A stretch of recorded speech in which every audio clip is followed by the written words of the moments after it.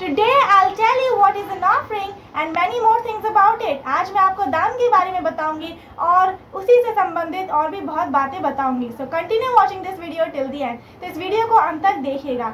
Praise the Lord and welcome back to my channel. I'm Susan Naik sitting in front of you and sharing the word of God. नमस्कार, मेरा नाम सुसन नायक है और मैं आपके सामने बैठकर परमेश्वर के वचन को बता रही हूँ. First of all, let me tell you that giving charity will make every dead work alive. सबसे पहले मैं आपको बता दूं कि दान देने से हर मरे हुए काम जिंदा होते हैं.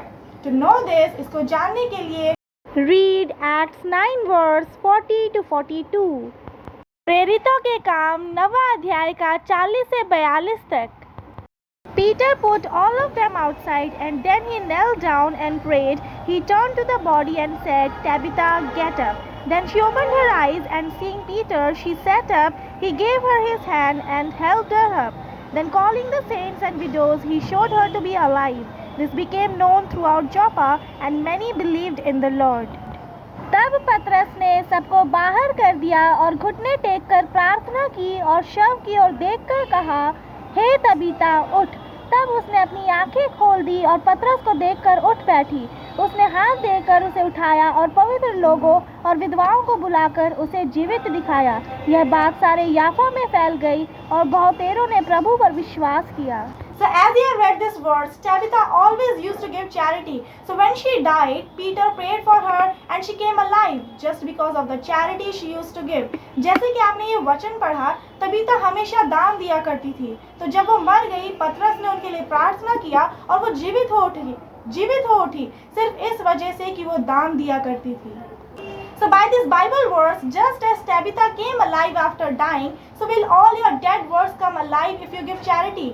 तो इस वचन के द्वारा जिस तरह से तबीता मरने के बाद जीवित हो उठी, उसी प्रकार से जब आप दान देंगे तो आपके हर मरे हुए काम जिंदा होंगे. Now to know more about charity, let's read Matthew 6 verse 3 to 4. अब दान के बारे में और भी जानने के लिए हम पढ़ते हैं मत्ती 6वां अध्याय का 3 से 4 तक. But when you give to the needy, do not let your left hand know what your right hand is doing, so that your giving may be secret. Then your Father who sees what is done in secret will reward you.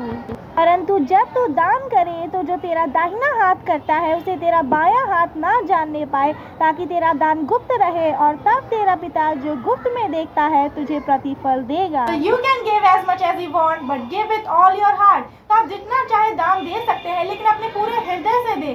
Whether you give more or less, know that God is watching you and He will reward you. चाहे आप ज़्यादा दो या कम दो, ये जान लो कि परमेश्वर आपको देख रहे हैं और उसका प्रतिफल आपको ज़रूर मिलेगा.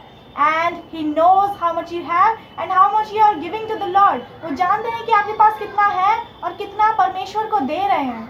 Now let's see what are the benefits of giving. अब हम देखते हैं कि दान देने के क्या फायदे हैं.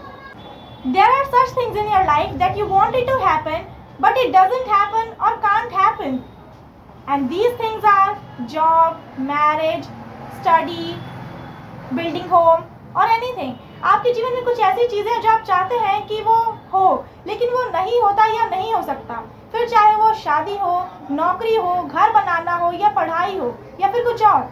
But all these works will be done for you if you give charity to the Lord with all your heart. लेकिन आपके ये सारे काम बन जाएंगे अगर आप परमेश्वर को अपने पूरे हृदय से दान देंगे.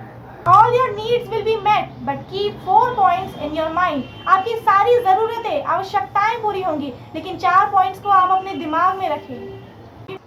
First point, give charity to the one who has the power and is anointed man of God. पहला पॉइंट है कि आप दान जब दो तो उनको दो जिनके पास सामर्थ है और वो परमेश्वर के अभिषिक्त दास है. Second point, however, before giving charity to anyone, you have to make sure whether that person is right in God's way or not and has power or not. दूसरा पॉइंट है, इसके अतिरिक्त आपको दान देने से पहले सुनिश्चित करना होगा कि जिस इंसान को आप दान दे रहे हो वो सही रास्ते में है परमेश्वर के या नहीं, या उसके पास परमेश्वर का सामर्थ है या नहीं. Third point, if that person doesn't have power, then that work of yours will not be done. अगर जिस व्यक्ति को आप दान दे रहे हो उसके पास सामर्थ्य नहीं है तो आपका जो भी काम होगा वो नहीं बनेगा. Fourth point, that person should have complete knowledge of Bible. जिस इंसान को आप दान दे रहे हो उसके पास बाइबल का पूरा ज्ञान होना चाहिए. And yeah, whatever I said until now the word of God, not of any person. और अभी तक जब मैंने जो कुछ भी बोला है वो परमेश्वर का वचन है, किसी इंसान का नहीं. Now you might be wondering why should we give charity to the disciples of God? अब आप सोच रहे होंगे कि हम परमेश्वर के दास ही को दान क्यों दें? So here is your answer. तो ये रहा आपका उत्तर. 2 Corinthians 9 verse 12. दूसरा कुरिन्थियों का 9वां अध्याय का 12. This service that you perform is not only supplying the needs of the Lord's people, but is also overflowing in many expressions of thanks to God.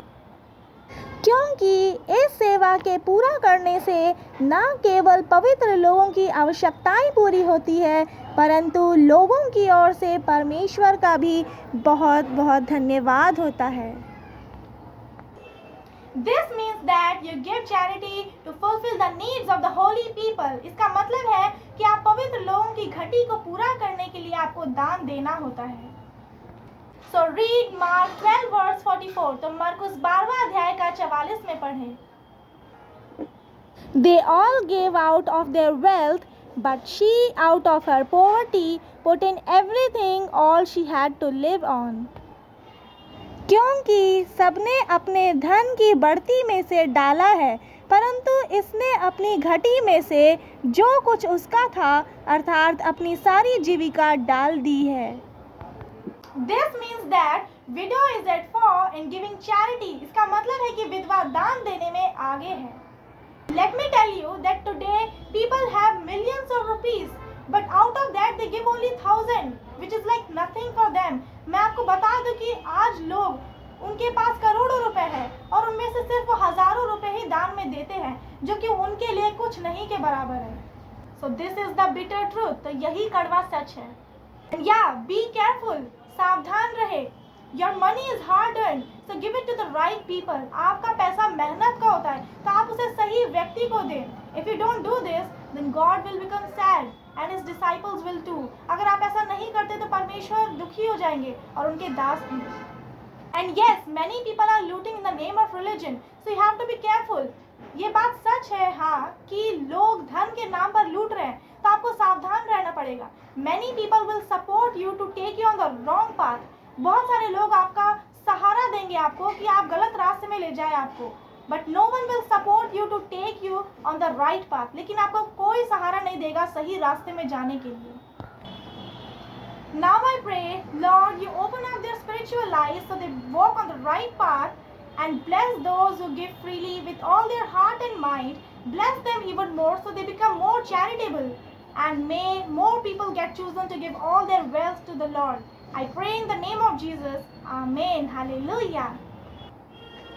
अब मैं प्रार्थना करती हूँ, हे यहोवा, आप इनकी आत्मिक आंखों को खोल दिया जाए ताकि वे सही रास्ते में चले, और उनको आशीषित करिए जो खुलकर दान देते हैं अपने सारे मन से, अपने पूरे हृदय से, और उनको और भी आशीषित करिए ताकि वो और भी अधिक दान देने वाले बनने पाए.